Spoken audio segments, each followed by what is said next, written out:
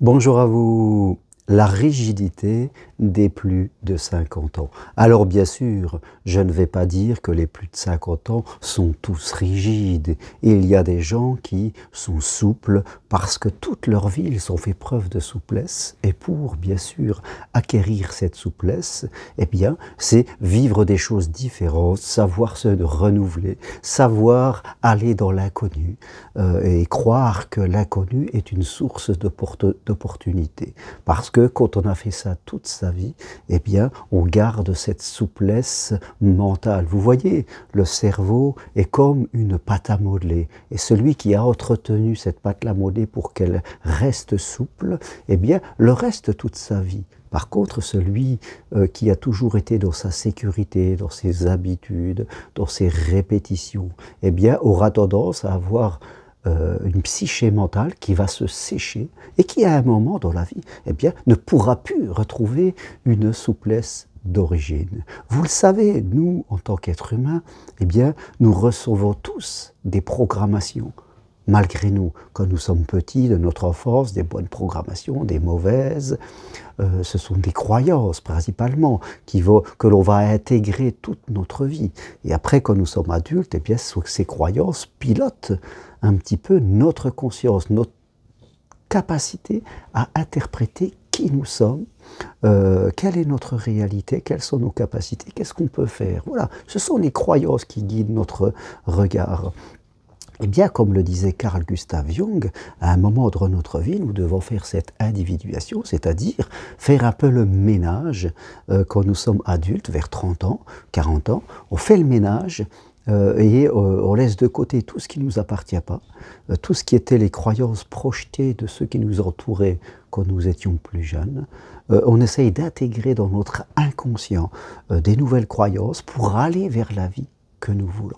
Mais ceux qui ne font pas ce travail à un moment, au milieu de la vie, je dirais, et qui restent toujours sur les croyances anciennes, celles qu'ils ont développées durant leur enfance, leur adolescence ou leur entrée dans l'âge adulte, eh bien, ces croyances vont vraiment entrer dans la psyché profonde, au fin fond de notre inconscient, et après, ça va être de plus en plus difficile de changer. Vous le savez, tout être humain a tendance à toujours faire la même chose.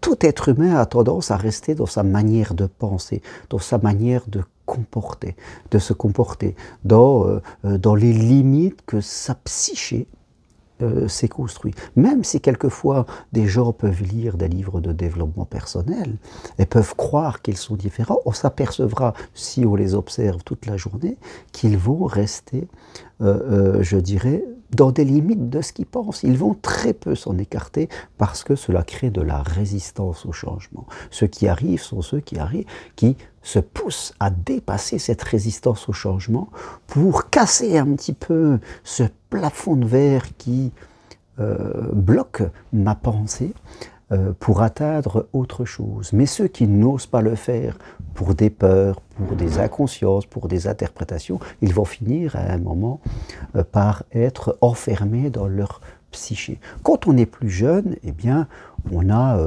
un passé qui est court, donc on peut être impacté par des croyances limitantes, mais ça va encore. Notre esprit, notre être garde encore un peu cette fluidité, cette souplesse. On peut encore changer. Maintenant, quand on est plus on vieillit, plus notre passé devient presque plus important que l'avenir. Il y a un moment dans la vie, quand on a 50 ans ou 60 ans, notre passé est plus important que notre avenir. Quand on a un passé qui fait 40 ans, eh bien devant nous, il ne nous reste plus 40 ans.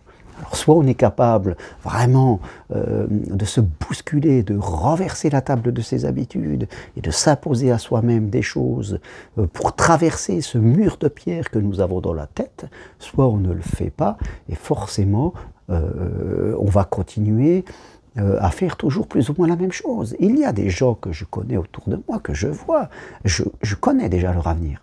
Je sais leur avenir parce que leur avenir n'est que plus ou moins ce qu'ils font aujourd'hui.